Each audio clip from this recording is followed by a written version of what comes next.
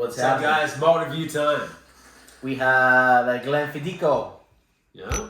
Glenfiddich, 23-year-old Grand Cru.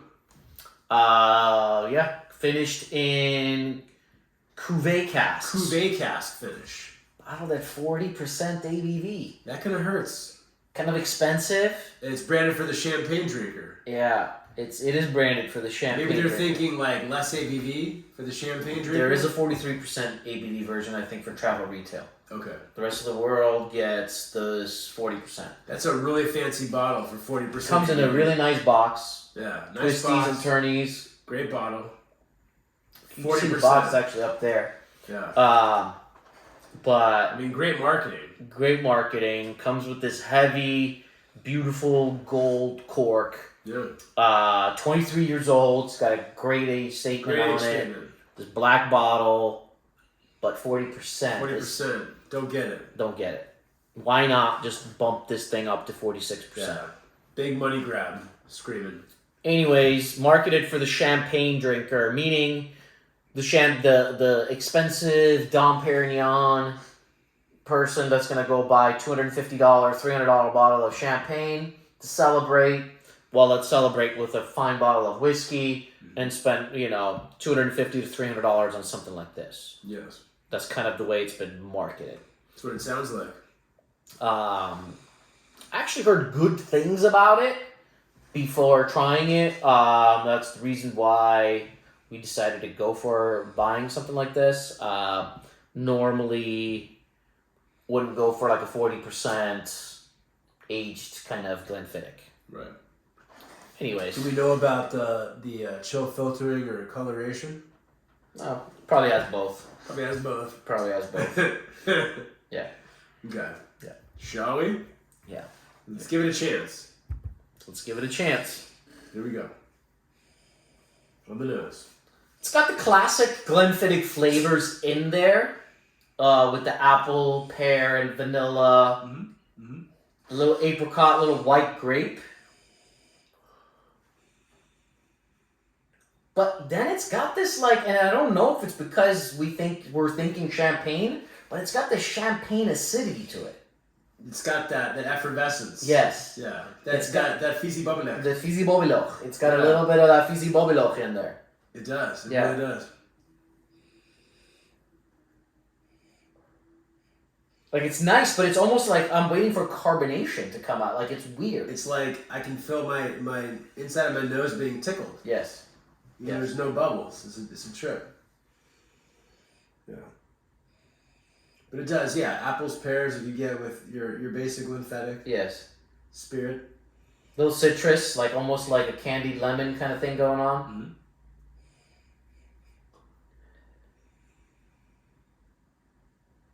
Yeah. That's what I'm getting. Yeah, no big time. Palate? Not sure how much the age is helping it, but yeah. Mm-hmm. Palate.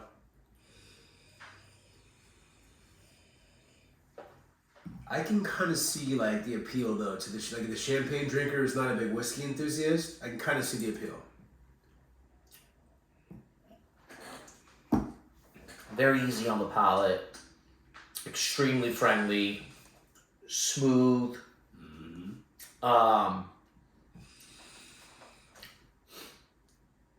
No spice. No, not an oily whiskey. Definitely get the little apple skin, little pear. A little bit of that white grape. That champagne kind of acidity kind of coming out. The champagne cask takes over. A little bit of that minerality coming through. And it just kind of poofs away. Mm-hmm. Finish isn't very long at all.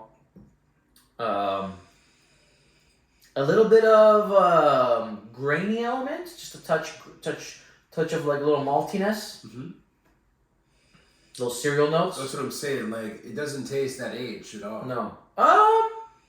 It tastes refined, but put the 12 Glenfiddich next here, and then put this here and say is this 10 years older? I could see why you would say, like, no, Yeah. 11 years.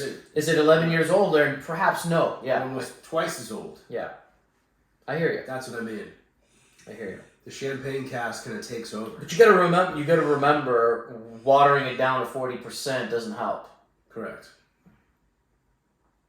To show that off, right? You've really watered it down at that point. Yeah. Yeah, and the initial palate, it is a tiny bit pleasantly drying, like when you have a nice champagne, but then it goes away right away with virtually no finish. Like, it's not a bad whiskey, but there's just nothing special about it whatsoever. Correct. Like, in my mind, I'm like, why wouldn't I just go pay $30 for the 12? It makes you appreciate the 12, how Mm-hmm. good the 12 is. Mm-hmm. It's still a good value point, especially when you're just getting into whiskey.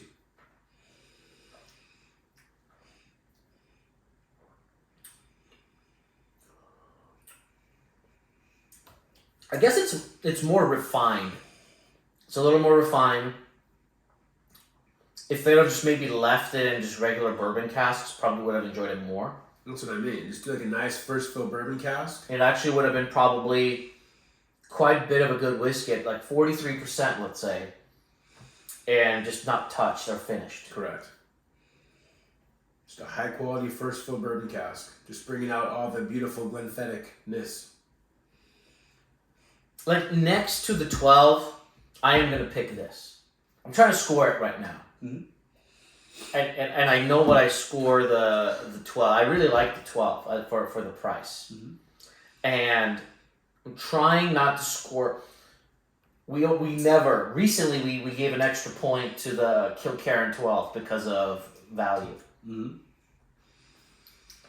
This is a whiskey where, again, we don't score on price, but it's hard not to give this -1 or 2 because of the price, right? Even though we're just going to grade it on the quality, but Just quality. yeah, it's good, but it's most certainly nothing special whatsoever. I'm somewhere in the 79 to 80, and if this was a $50 whiskey, I probably would have given it an 80. Mm-hmm.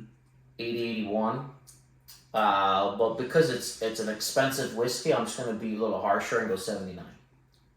I'm just going to go how it is, what I experienced, 79. Yeah. 79. Yeah. Because for me, that it's this weird, the champagne finish is doing this weird thing on the aftertaste where it's just bringing it down. Agree. Yeah. I agree. And we've had some really good whiskey tonight, and maybe if we didn't have really good whiskey before and this was the first thing we had, maybe it's a little better, but it's not our first time having it. We've had it before. No. And for the money, it's a big fail. It's a big fail. For the money, I would drop it down like at least 2 points. A lot of points, yeah. I'm doing a no money score. I know. And for me, I'm kind of like I would be willing to give this an 80, but for the money, it's a 79 kind of a thing. I don't necessarily think it's any better than the 12, honestly. Like, you just get the 12. I picked the 12. Yeah, the 12 is very good whiskey. If I didn't know, like, money regardless, I picked the 12. Yeah. Because, again, it tastes like tampered with. Yeah. With that cuvee cask finish. Yeah. At least me, it doesn't fit my palate. I hear you. There have been days where I have perhaps enjoyed this a little bit more, but it's almost starting to be like, pour like 2.5 ounces of this and then 1.5 ounces of sparkling water over ice cubes, kind of a drink, right? Yeah. Where you kind of get rid of that cuvee finish, kind of a thing. Like maybe in a highball or something. That's what I'm saying. It's a highball. Yeah.